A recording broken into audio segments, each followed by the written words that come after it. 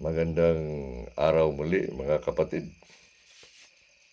at nagpupuri muli sa Diyos sa pagkakataon na tayo ay makapagpatuloy sa ating gawain ng pagsamba, pangangaral sa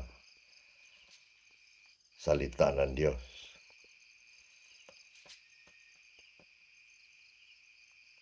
Manalangin muna tayo upang pagpalain ng Diyos ang ating pangangaral ng salita. Aming makapangyarihang Diyos, aming pinagkatiwala muli sa inyo ang biyaya ng inyong salita. Samahan nyo kami muli sa pagtuklas ng mga katotohanan, sa mga aral na kailangan naming malaman at sundin, isagawa sa aming buhay. Tulungan nyo na kaming makinig ng tama at makaunawa ng maayos ayon sa pamamagitan ng inyong espiritu na magtuturo sa amin. Dalangin namin ito sa pangalan ni Kristo Jesus. Amen. Mga kapatid, ating ipagpatuloy ang ating pag-aaral sa unang Tesalonica. Narito na tayo sa pang-apat na kapitulo, kabanata. Tinapos natin ang kapitulo 3 at naway sumusubaybay tayo at natututo sa mga pahayag ng Apostol Pablo at hindi lamang para sa iglesia ng Tesalonica, ngunit para din sa iglesia ng kahit saan sa sanlibutan. Ating pag-aralan ang 4, 1 hanggang 8, mga kapatid, tungkol sa panawagan, tungkol sa pagpapakabanal. Tungkol sa pagpapakabanal. The call concerning sanctification. Iba kasi yung holiness, no? Sa sanctification. Pag-aralan natin yung salitang yan, ang pagpapakabanal. Ang ating aral sa tinatawag na theology ay nagtuturo sa atin ng tinatawag na ordo salutis. Alam ba ninyo niya? Yan ay sinasabing mga order of salvation. Ang Reform, sabihin natin Calvinist, ay iba sa Arminianism sa order of salvation. Ang ating order ay nagsisimula sa predestination, naroon ang election, and then susunod ang calling, ang pagtawag, at susunod ang faith and repentance, no? Yan ang conversion. Sa calling pala, mayroon pang regeneration. Kasama na yan. Calling, regeneration, and then susunod yung conversion. Yan ang faith and repentance, pagsampalataya at pagsisisi. Susunod ang justification, yung pag-aaring ganap o pagiging matuwid sa harap ng Diyos. Susunod ang adoption, ang pagiging anak. At ang tinatawag na sanctification, ang pagpapakabanal. Ito yung aral natin ngayon. Ito ang tinuturo, pinapahayag ni Apostol Pablo sa iglesia ng Tesalonica. Pag-aralan natin ang tawag, panawagan ni Apostol Pablo. Ang salitang ginamit ay pamamanhik. Medyo malalim na salita. Gamitin na lang natin ang panawagan tungkol sa pagpapakabanal. Basahin natin ang sinabi ng 1 Tesalonica. 1-8. Kaya nga, bukod dito ay mamanhik kami sa inyo, mga kapatid, at nagtatagubilin sa inyo sa pamamagitan ng Panginoong Hesus, na gaya ng inyong nangatamo sa amin kung paano kayo nararapat na magsilakad at magbigay kasiyahan sa Diyos. Gayon kayo sumasaganang higit at higit pa, sapagkat nalalaman ninyo kung anong mga kautusan ang ibinigay namin sa inyo sa pamamagitan ng Panginoong Hesus, sapagkat ito ang kalooban ng Diyos.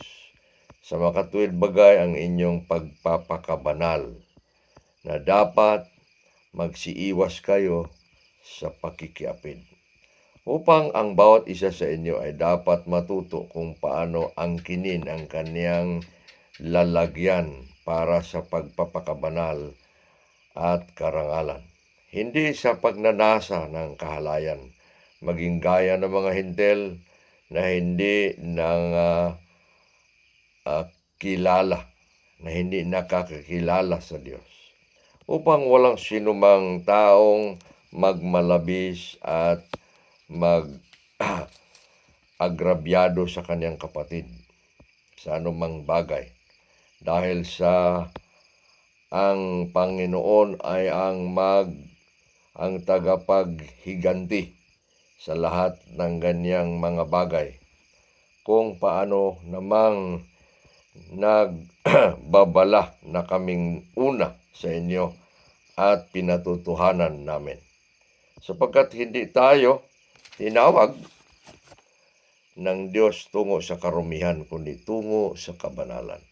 Kaya nga, siya na humahamak ay hindi tao ang kanyang hinahamak, kundi ang Diyos, na siya ring nagbigay sa atin ng kanyang banal na Espiritu.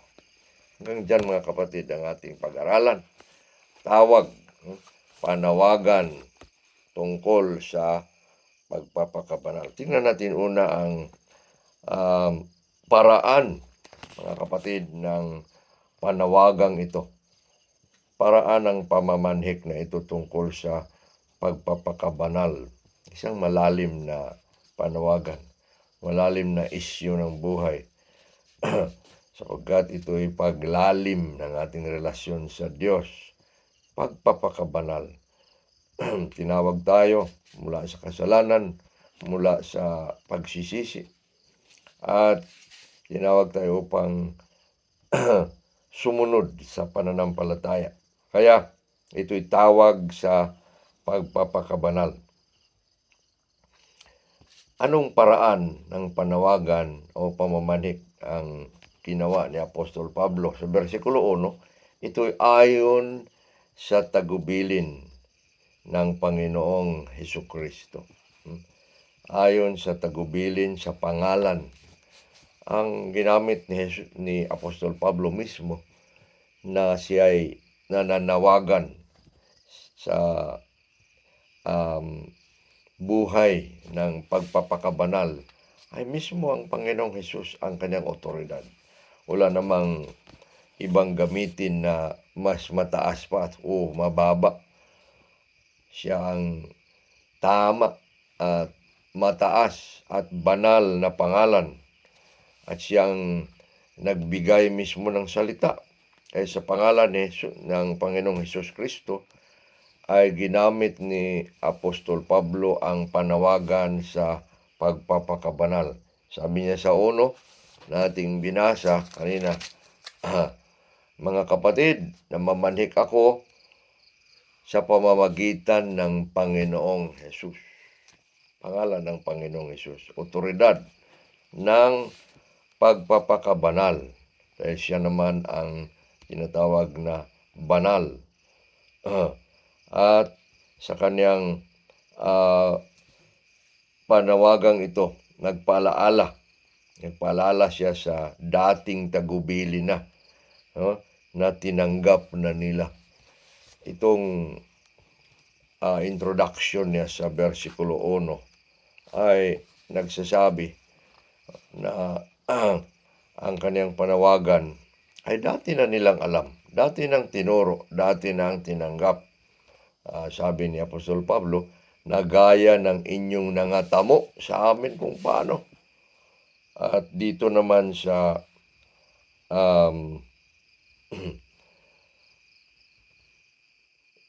versikulo 1 ay siya nagpalaala nga sa dating tinuro at ito'y nararapat tungkol sa nararapat nilang paglakad at pagbigay kasiyahan sa Diyos. Ang lakad kasi o ang panawagan, isang lakad tungkol sa pagpapakabanal ay nararapat, karapat-dapat na lakad. Ang pagpapakabanal ay siyang nararapat na lakad. At walang ibang nararapat na lakad kundi ito. Ito ang lakad natin hanggang darating ang Panginoong Hesus. Ito'y lakad na magbigay kasiyahan sa Panginoon ayon kay Apostol Pablo. At ang kaniyang tagubilin nga na sila sa lakad na ito sa pagbigay kasiyahan ng Diyos ay sasagana sila. Nilang na tinanggap nila, nilang na naunawaan nila at natuto sila. Sila'y lalago dapat magsisagana sa ganong karanasan. At gayon kayo sumasaganang higit na higit pa. Yan ang panalangin. Yan ang pagnanais ni Apostol Pablo na sila'y magsikap. Sila'y lalakad sa ganong paraan. Pangalawa, tingnan natin ang kalikasan. Matapos niya sinabi yung parang unang pananalita, introduction niya sa panawagan. Sinabi na niya itong panawagan. Tingnan natin ang panawagan niya at sinabi niyang kalikasan at katangian ng pagpapakabanal sa kaniyang panawagan, kaniyang pinahayag kung ano ang mga katotohanan o kalikasan at katangian ng pagpapakabanal. Paul now is giving the nature, the nature and characteristics of sanctification. What really is this called sanctification according to its nature? Okay. Ano ang kaniyang kalikasan? Ang pagpapakabanal una ay kalooban ng Diyos. Dito tayo sa versikulo 3. Sapagkat ito ang kalooban ng Diyos. Una-unang sinabi at sinalita ni Pablo. Ito ang kalooban ng Diyos. Ang sa makatuwid bagay ang inyong pagpapakabanal. This is the will of God. And that is your sanctification. Ang daan ng paglakad sa isang banal na lakad. Yung sanctification na ito sa madalit sabi na pagkasabi ng kahulugan, ito ay paghiwalay. At tayo hihiwalay sa kasalanan, sa makalaman, sa makamundo. At tayo'y mag-alay. Tayo'y ialay sa Diyos. Ang bawat isa sa atin ay ihandog sa Diyos. Yan ang Roma 12. Ngayon tayo'y dahil sa kahabagan ng Diyos, ihandog natin, ialay natin ating mga sarili. Ito ang tinatawag na pagpapakabanal na tayo'y tinawag sa ganitong buhay, kalooban ng Diyos. Ang pagpapakabanal ay kalooban ng Diyos. Pangalawa, ang pagpapakabanal ay ang paglayo at pag-iwas sa karumihan. Yun nga, pagpapakabanal, ano ang pangalawang kahulugan, pangalawang kalikasan, ito'y paglayo, paghiwalay sa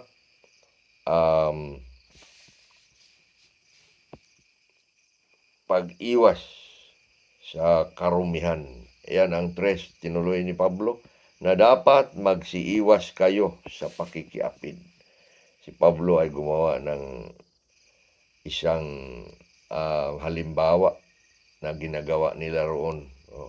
Ang kasalukuyang kasalanan ng Tesalonica na sila'y dating ganon, mayroon pa rin ganon-ganon na mga ginagawa. Kaya pinayuhan niya silang kayo'y lalakad na sa kabanalan, pagpapakabanal at dapat iiwas, iilag. Dapat pigilin na ang pakikiapid. Ang English niyan ay fornication. Pakikiapid. Ang pakikiapid, fornication ay ang walang asawa. Sa isang walang asawa rin na babae o lalaki at babae gumagawa ng mga hindi tama sa kanilang mga katawan. Yan ay pakikiapid. Yan ang halimbawa na ginawa ni Pablo sa isang karumihan na dapat humiwalay, lumayo. Ang pagpakabanal ay ang paghiwalay, paglayo, pag-ilag, pagpigil sa mga karumihan o anumang kasalanan ng lalaki at babae na dapat hindi mangyayari sa sila ay hindi pa mag-asawa o ang nag-aasawa na ay makialam sa ibang babae o sa may asawa, pangangalo niya. Dito pakikiapid ang sinabi. Hindi natin alam kung bakit pakikiapid ang sinabi ni Pablo. Baka mas maraming kasalanan doon sa mga single, sa mga walang asawa ang nangyayari. Kaya pinayuhan niya sila na sila'y lumayo sa pakikiapid. Ibig sabihin, paglayo sa anumang karumihan. Hindi lang ang pakikiapid, kundi anumang karumihan, sapagkat ang kasalanan, ayon sa ating pinag-aralan dati, ay karumihan. That sin is defilement. Sin is filthiness. Karumihan. Hindi sabi ni Pablo, ito ang iwasan nila, sexual immorality. Pangatlo na kalikasan ng pagpapakabanal, nararapat na kaalaman sa paggamit ng katawan, ayon sa karangalan ng Diyos. Ang pagpapakabanal ay nararapat na kaalaman sa paggamit ng katawan ayon sa karangalan o kabanalan. Ano ba ang nararapat? Sabi ni Pablo sa 4, upang ang bawat isa sa inyo ay dapat matuto kung paano angkinin ang kanyang lalagyan para sa pagpapakabanal at karangalan. Ginamit ni Pablo na salita sa katawan ay lalagyan o vessel. Ating katawan ay parang lalagyan, vessel, na gamitin ng Diyos na ilagay ang kaniyang espiritu, ilagay ang kaniyang banal na espiritu upang tayo'y magiging templo. Kaya tayo'y dapat magkaroon ng karapat-dapat na kaalaman, nararapat na kaalaman sa paggamit ng katawan. Ang salita ng Diyos ay siyang tama na nagtuturo ng kaalaman. Tayong Kristiyano ay tinuruan, natuto.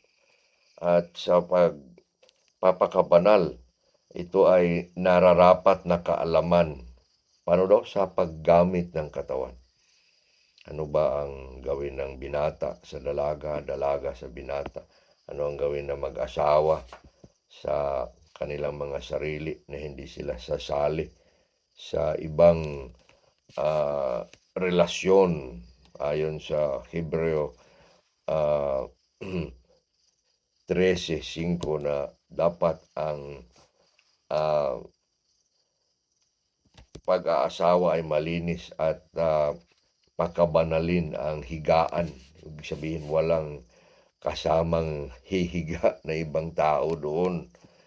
Ibig sabihin malinis, marangal, alam natin gumamit sa pamamagitan ng aral ng Diyos, alam natin ang tinatawag na narapat na kaalaman. Hindi daw, una, hindi sa pita ng pagnanasa ng kahalayan, versikulo 5 na. Hindi sa pagnanasa ng kahalayan. Madaling magnasa ang lalaki o ang babae sa lalaki, ang lalaki sa babae. At dapat pigilin. Ang Kristiyano ay may karapat-dapat na kaalaman na hindi dapat sa kahalayan, no? Pagnanasa ng kahalayan, ibig sabihin kung ibang tao ang pinagnanasahan mo at hindi ang asawa mo, ay nasa ng kahalayan. Kung ikaw ay binata at nagnanasa sa isang dalaga, kahit kasintahan mo ay nasa ng kahalayan pa rin yan kasi hindi pa kayo mag-asawa. At dapat ibigay lang yan sa asawa. Kaya hindi daw nasa ng kahalayan. At sabi pangalawa, tulad ng mga hintil, ang mga hintil, ang hindi Kristiyano noon. Ang mga hintil kasi hindi Hudyo. Mga hintil. Ang mga Hudyo ay Hudyo, ang mga hindi Hudyo, hintil. Ibig sabihin, mga pagano, mga hindi kumilala sa Diyos, mga walang alam. Kaya ngayon, pag hindi tayo Kristiyano, hindi na natin sabing hintil. Yung hindi mananampalataya. Kung palitan mo yung hindi Hudyo, sila hintil. Hindi mananampalataya. Sila sinasabi ni Pablo na hindi kumilala sa Diyos. Hindi nakakilala sa Diyos. Hindi nila kinilala si Kristo. Hindi nila kinilala si Panginoong Jesus na tagapagligtas at Panginoon. Kaya sila ay namumuhay na nagnanasa ng kahalayan. At pangapat, ano pa ang sinasabi ni Apostol Pablo sa tawag, no? Sa kalikasan at katangian ng pagpapakabanal. Ito'y tawag ayon sa kalinisan at kabanalan. Tingnan nyo. Tawag ayon sa kalinisan at kabanalan. Doon sa 7, tatalon tayo sa 7 mula sa 5. Ang 7 nagsasabi, sapagkat hindi tayo tinawag ng Diyos tungo sa karumihan, kundi sa kabanalan. Ang tawag, ang kalooban, sabihin tawag, kalooban, ay hindi tawag sa karumihan. Ibig sabihin, tawag sa kalinisan. Hindi negatibo ang pagkasabi. Hindi tayo tinawag sa karumihan. Hindi tayo, we are not called to uncleanness. Ang ating tawag ay kalinisan, hindi sa karumihan. Tinawag tayo sa kabanalan. Yan ang sa halip. Tinawag tayo sa kabanalan. Roma 12:1, pangalawang Korinto 7:1, dapat tayo magsilinis. Let's cleanse ourselves from all filthiness. Tayo magsilinis ng ating mga sarili sa lahat ng karumihan, sa laman at espiritu. At unang Pedro 1:16, tinawag tayo sa kabanalan. Yan ang salita ni Pablo sa mga taga-Tesalonica. Wala pa naman Biblia noon na ginagamit nila para sa atin. Ang kanilang Biblia ay ang dating tipan. At naroon na nga ang mga tawag sa kabanalan. Naroon na nga sa mga salmo. Naroon na nga sa aklat ng Kawikaan, sa aklat ng Exodus, sa aklat ng Isayas. Tinuturo na ang mga bagay sa kabanalan. na siyang tawag ng Diyos para sa kanila at sa atin. Yan mga kapatid, ang kalikasan at katangian ng pagpapakabanal na siyang panawagan ni Apostol Pablo tulad ng sinabi na niya dati sa kanila. Ano naman ang mga babala at bunga sa hindi pagtalima sa panawagan ng pakikiapid? Kung sila tinawag, mayroon si Pablong babala at mga mangyayari. Ibubunga kung ang panawagang ito ay hindi nga pakinggan at sundin. At tingnan natin ang sabi ni Apostol Pablo. Una, upang walang magmamalabis at mawalan ng pagpipigil. Isipin ninyo, pag hindi tayo makinig sa panawagang ito, mawalan tayo magkaroon tayo ng pagmamalabis. Anong sinabi sa 8, sa 6? Dito sa versikulo 6, upang walang sinumang taong magmalabis. Magmamalabis, ang ibig sabihin niyan ay kung anong dapat nating gawin, naroon tayo. Pero pag tayo'y lalampas na sa tinatawag na boundary ng ating pagkarapat-dapat na mga ginagawa, ay nagmalabis na. Sabihin kung dito lang sana sa kamay, bakit pupunta na sa siko? Bakit pupunta na sa balikat? Nagmalabis na. Kung isa, ginawa ng 2 o ginawa ng 3.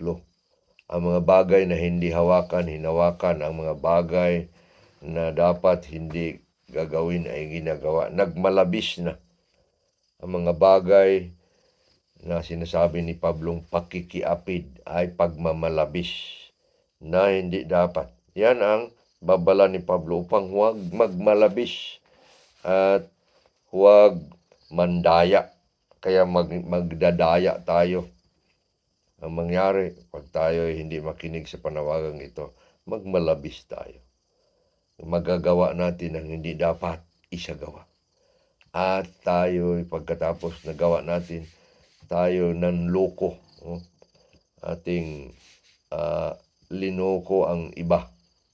Ating sinira ang kanilang damdamin, ang kanilang pagkatao. Dahil hindi dapat mangyayari. Pangalawa, upang walang makapandaya. Yun nga, huwag mo makapandaya. Hindi tayo makapandaya at sa kalayaan at kaayusan ng iba. Mayroong kalayaan, may kaayusan, namumuhay ng tama ang mga tao. Mas nariyan ka na gagawa ng pakikiapid. Sinira mo ang kalayaan, sinira mo ang kaayusan. Nagkaroon ng kaguluhan, nagkaroon ng karumihan, nagkaroon ng kasamaan sa tama na pamumuhay, nagmalabis at nagkaroon ng pandaraya sa kalayaan at kaayusan ng buhay. At hindi dapat sa anumang masamang bagay na tayo ma-involve. Pangatlo, hinahamak ang Diyos sa mga nagtatakwil. Ayaw makinig. Hinahamak ang Diyos at hindi hinahamak ang tao. Hindi tao ang hinahamak ayon sa babala ni Pablo, sapagkat hindi tayo, sa 8, kaya nga siya na humahamak ay hindi tao ang kanyang hinahamak, kundi ang Diyos. Isipin mo bang hahamakin mo ang Diyos? Pag tayo hindi nakinig sa mga salita ng Diyos, humahamak tayo sa nagsasabi sa atin, sa salita. Sa Diyos, si Kristo ang salita. Ang banal na Espiritu na siyang na tumatawag sa atin upang isagawa ang kanyang salita. hinahamak natin. Ang paghamak sa banal na espiritu ay ang pagpapa ah, pagpapalungkot ng banal na espiritu, grieving the spirit. Kaya hindi tao ang hinahamak ng taong hindi nakikinig kundi ang Diyos. Siya ang nagkaloob ng banal na espiritu.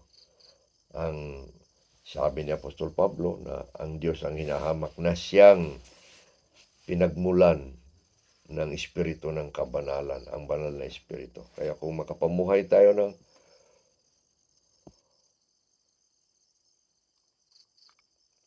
tama, mga kapatid, ay dapat ayon sa gabay at kapangyarihan ng banal na espiritu. Kaya katapusan na babala ni Apostol Pablo at bunga ng hindi pakikinig. Maghiganti ang Panginoon sa mga hindi nagpapasakop, sa hindi sumusunod, sa hindi makikinig sa tawag ng pagkabanalan. Ang tawag ng kabanalan ng Diyos ay isang tawag ng para sa lahat. Walang pinipili. Ikaw man ay Kristiyano na bagong sumampalataya, dati ikaw ay manggagawa na, ikaw isang pastor, lahat tayo tinawag sa isang banal na pamumuhay at maghiganti ang Panginoon sa mga magparusa, siya ibig sabihin. Sabi ng 8, siya na humahamak hindi humahamak sa tao kundi sa Diyos, nagbigay ng kanyang espiritu.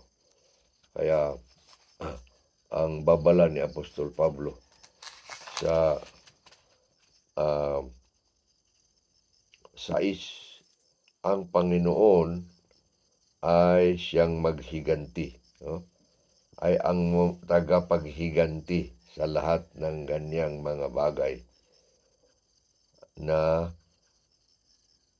paano namang nagbabala na kami una sa inyo. Ang babala na ito ay dati nang sinabi. Hindi lang sa panahong ito na sinulat niya. Nung si Pablo naroon sa kanila, nagturo, gumawa na siya ng mga babala na tayo mamuhay banal, mamuhay Kristiyano, ating sundin ang mga tinuro, at kapag tayo hindi makinig, tayo'y daranas ng mga pagtuturo ng Diyos, pagdidisiplina. Ang sinasabi na salita at mabigat, paghiganti ng Diyos sa mga hindi susunod sa kanyang paraan. Dahil banal ang Diyos, banal ang Iglesia, banal ang Espiritu, tayo dapat mamuhay na banal. At kapag hindi, tayo malapas tangan, tayo umalis sa tamang lakad ng pamumuhay. Ito nga kapatid, ang aral natin sa tawag, pamamanhik ng Diyos sa mga taga-Tesalonika, pamamanhik, panawagan ng Diyos para sa mga taga-Taif, para sa mga taga-Cagayan de Oro, taga-Bukidnon, sa lahat ng mga Kristiyanong bumabasa rito. Nag-aral ng salitang ito. Tinawag tayo sa isang makabuluhang tawag sa pagpapakabanal na ang paraan nito ay ayon sa Panginoong Jesucristo. Paalaala lang nila ni Pablo dahil alam na nila dati ang pagpapalala ay kailangan. Pagpapalala ay dapat, karapat-dapat na isagawa. At sila ay tinuruan ni Pablo sa mga kalikasan. Pinaalalahanan lang ng kalikasan at katangian ng pagpapakabanal. Ito'y kalooban ng Diyos. Ito'y paglayo, pag-iwas, pag-ilag sa mga karumihan lalo na ang pakikiapid, pangangalunya. Ito'y nararapat na kaalaman sa paggamit ng ating lalagyan, ng ating katawan sa isang banal na paggamit na ang nararapat na kaalaman sa paggamit ng katawan ay narito sa atin upang susunod. At tinawag tayo ayon sa kalinisan at kabanalan. May babala si Pablo na kung hindi tayo makinig, magkaroon tayo ng hindi pagtalima, hindi pagpasakop. Ang Diyos ang maghatol. Kapag nagmamalabis tayo, upang walang magmalabis. Binabalaan tayo na makinig upang huwag magmalabis. Magmalabis tayo, magkaroon tayo ng pagsagawa ng mga hindi tama. Yan mga kapatid, ang aral na dinala ni Apostol Pablo para sa kanila. Dapat hindi natin hamakin ang Diyos. Kasi hindi niya tao ang hinahamak. Kapag nangaral ang tao sa salita ng Diyos ang hinahamak natin. Siya maghiganti. Sabi ng Roma 12, no? Vengeance is mine, I will repay, says the Lord. Maghiganti ang Diyos sa mga dapat parusahan, sa mga dapat bigyan ng kaukulang disiplina. Sa Biblia, ang salitang terror ay binibigay sa Diyos. Hindi ang Diyos laging mapagmahal, kundi siya rin ay nagpaparusa. Siya ay bibigay sa mga makasalanan sa kanilang karapat-dapat na tanggapin. Sa mga sumusunod at nagmamahal, pagpapala. Ngunit sa mga makasalanan masasama, walang takot sa Diyos, parusa at kasiraan at sumpa ang kanilang danasin. Tayo tinawag mga kapatid sa kabanalang ito, sa pagpapakabanal. At ang kanyang tawag ay dapat ating pakinggan upang mamuhay tayo ng tama sa ating mga katawan at hindi tayo magmalabis at hindi tayo parusahan ng Panginoon. Tayo manalangin. Purihin ka man naming Diyos sa salitang ito, sa tawag ng pagpapakabanal. Ito ay tama, ito ay iyong kalooban, ito ang inyong plano. Ito ang magbibigay ng tamang pamumuhay, tamang pakikisama, tamang pag-unawa sa paggamit ng aming mga katawan sa inyong harapan. Ayon sa karangalan at kabanalan. Turuan niyo kami, tuloy-tuloy. Sawayin niyo kami kung kami hindi sumusunod. Huwag niyong iwanan kami na hindi sana kami magmalabis, na hindi kami mandaya sa mga iba. Mamuhay kami ayon sa inyong salita, ayon sa karangalan at kabanalan. Purihin ang inyong dakilang pangalan sa pangalan ni Kristo Jesus. Amen. Salamat mga kapatid. Nawa'y pinagpala tayo sa aral na ito mula sa Apostol Pablo. Hanggang sa sunod nating pangangaral na salita. Amen.